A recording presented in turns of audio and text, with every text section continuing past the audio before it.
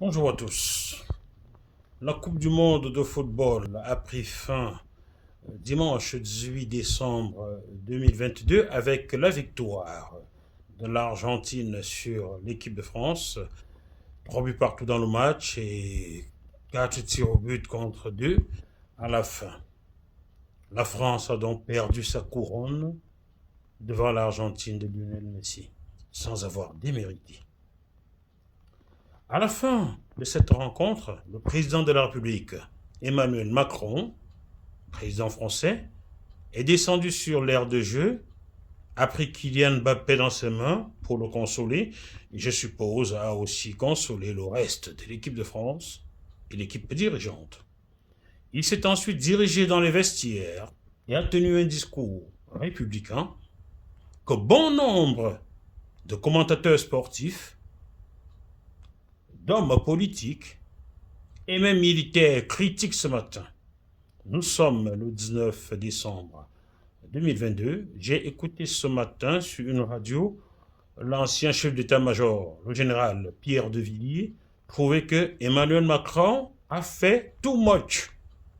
Et monsieur de Villiers, cher confrère journaliste français, blanc, il faut bien le dire, car ce sont les journalistes français blancs qui commentent. Je n'ai pas entendu un journaliste français noir, surtout quand nous cantons dans les petites tâches le plus souvent. Je n'ai pas entendu un seul mot critiquer. Bon, alors, chers commentateurs, chers journalistes, cher général Pierre de Villiers, chers hommes politiques, il y a un que je préfère ne pas citer qui a une tête de souris, lorsque vous critiquez Emmanuel Macron, parce qu'il allait consoler les footballeurs, parce qu'il allait leur tenir un discours dans les vestiaires, je ne vous ai jamais entendu, mon général, critiquer Emmanuel Macron qui passait des fêtes de Noël avec l'armée française, statuée sur un territoire dit souverain en Afrique.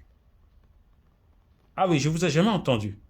Sachant le rôle néfaste de l'armée française sur les territoires africains, je ne vous ai jamais entendu, mon général, critiquer Emmanuel Macron qui se rendait au chevet de ces soldats-là passer de Noël avec eux.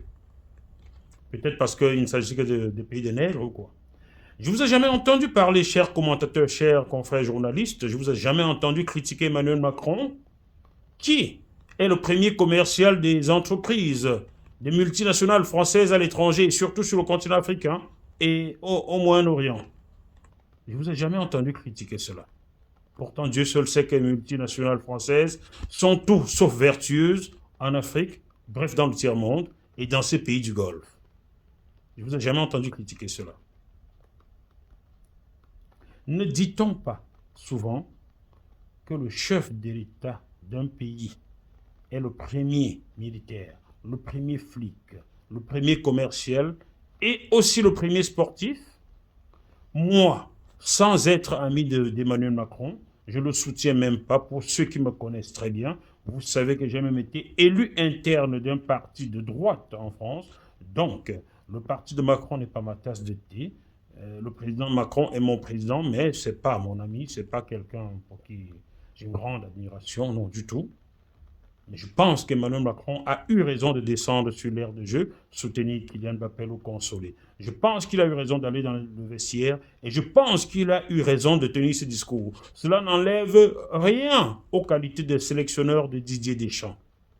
Emmanuel Macron est le premier flic de France, premier sportif, donc aussi le premier sélectionneur. Ne l'oubliez pas. J'apporte donc tout mon soutien à Emmanuel Macron. Je n'attends rien de lui. D'ailleurs, je n'ai jamais rien reçu d'Emmanuel Macron, je n'attends rien. Je pousse juste un coup de gueule pour dire à mes confrères, aux commentateurs sportifs, militaires et politiques, taisez-vous. Arrêtez ce bashing, Emmanuel Macron. Il a bien fait d'aller dans le vestiaire.